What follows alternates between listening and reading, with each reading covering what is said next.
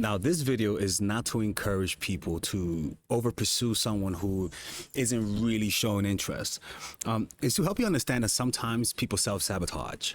Sometimes people really like you, but for one reason or another, they either refuse to show you or they're not aware of it, and that is actually a thing.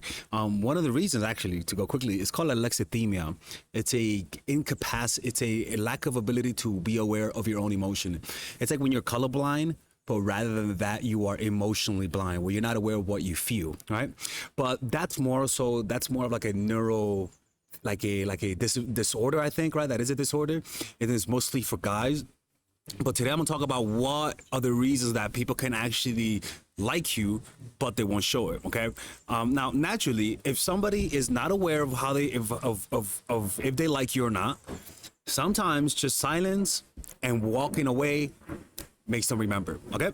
Now look, this applies mostly to people who are immature, and people who lack self-awareness, or people who are highly dopaminergic driven, meaning they're able to access other forms of dopamine to distract them from their feelings from you, right? For example, sometimes this people who have drug addictions can be really good at hiding how they feel about you, for the simple fact that they have distractions to numb them. So they're able to hold on longer than that. And you might notice, why is this person inconsistent? They like me, but then don't show it. Well, most likely they may have some form of addiction, to some dependency. And you see there's a lot. They're either alcoholics, they could be smoke weed, meaning naturally, if I don't get your validation, if I didn't have any substance, I would naturally just gravitate towards you more, right? But since I could smoke weed, for example, I could hold on to that compulsion to message you and smoke, and you'll never know how I feel about you because I'm able to suppress it, right? It's only if that person sobers up that you see their true self. Next thing is that they're selfish. They're so ambitious that it suppresses their feelings. It suppresses their capacity to connect with people.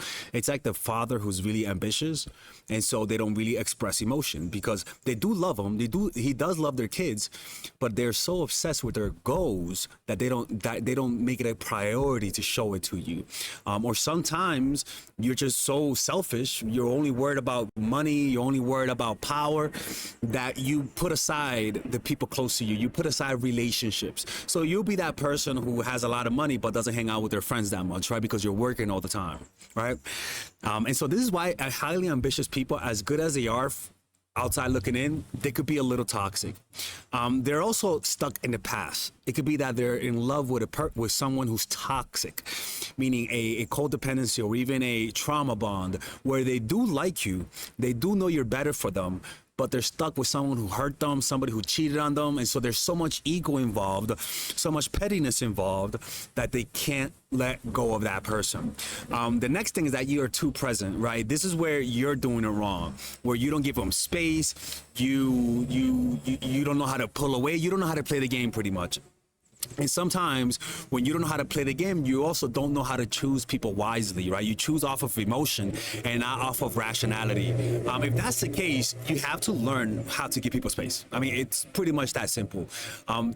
There's a way of dealing with people, and people get tired of things, even you. As much as people like you, as much as people love you, if you don't have boundaries, if you don't have any form of distance from time to time, they're not going to really respect you and appreciate you. And you're going to feel resentful, right? And that doesn't feel good, right? And so constant presence suppresses emotions of love.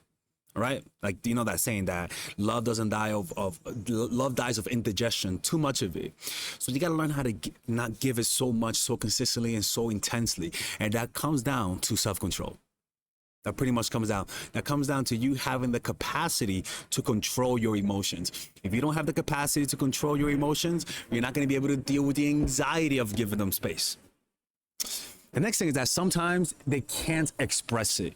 They can only show it to you, right? Some people sometimes they sort of show you they like you, and that could be so awkward for them that they then send a signal that they don't like you. You know, it's like saying I love you, big head, right? It's like some people are awkward with emotions, and sometimes it's because they're actually an avoidant.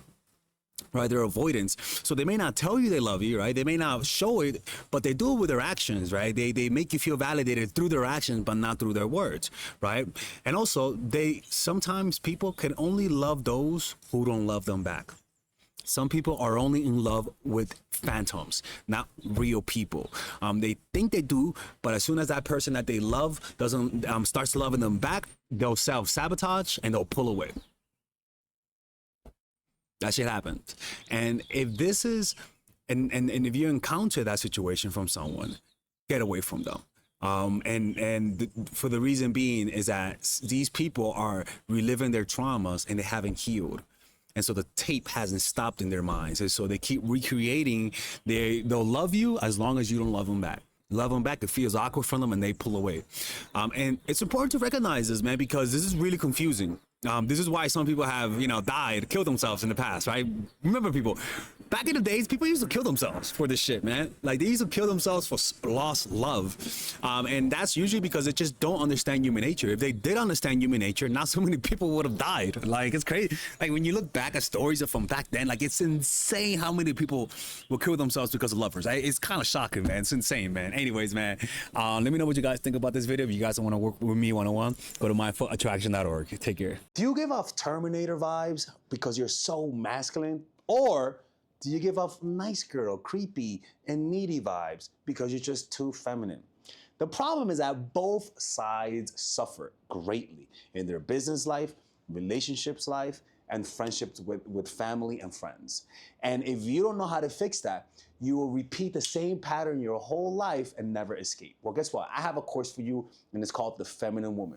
It's pretty much a course on how to increase your self-esteem through practical means, not through giving you guys affirmation and wishing that you stop being Terminators or you stop being needy and creepy goldfish. No, I'll give you practical things that by you doing this, if you're too masculine, I swear, people will say there's something in you. You look more relaxed. You're just more comforting. You become more emotionally open because I teach you guys those strategies. It's a 5-week course. If you're too masculine, you are successful in life. You are successful in business, but you struggle with connecting. And so that course will give you practical things that if you're a Terminator, you'll come out human, people. Like you'll just give off a more relaxed vibe. It's what I did in my life to heal me from my toxic masculinity. It's a 5-week course, and in that I teach you guys how to let go of the past. I teach you guys how to use your feminine energy to influence without being too sexual, which might sabotage you. I'll teach you guys how to use the masculine to be assertive without scaring people off, because sometimes it could be too much. It's a course that balances those things out, okay? So if you go Bronx mode, if you're too Beverly Hills mode, I'll teach you guys how to go Bronx mode, or better yet, south side of Chicago type of shit. Well, now you're just a serial killer right there, right? And with this course has a 30-day money back guarantee, and if you purchase it, you guys also get access to the Zoom meditation group where we both meditate, or we all meditate on a weekly basis, and you guys get access to the WhatsApp group. And it's really a good course. If you guys don't like it, just ask for your money back. I mean, you guys can see the reviews right here. A lot of people like those reviews. And you'll see the results. And if you don't see the results, then I'll just give you your money back. Like, I'm not gonna scam you guys if it doesn't work, but I know it's gonna work. So you do that now. Don't end up like Frida Kahlo. All right? Don't do that shit. Y'all just think you guys can break my rules and tell people you watch my channel. You can't do that, okay? So purchase that right now. It's a lifetime. You get lifetime access to that course, and I'll see you guys inside. Take care. Let's continue with the video.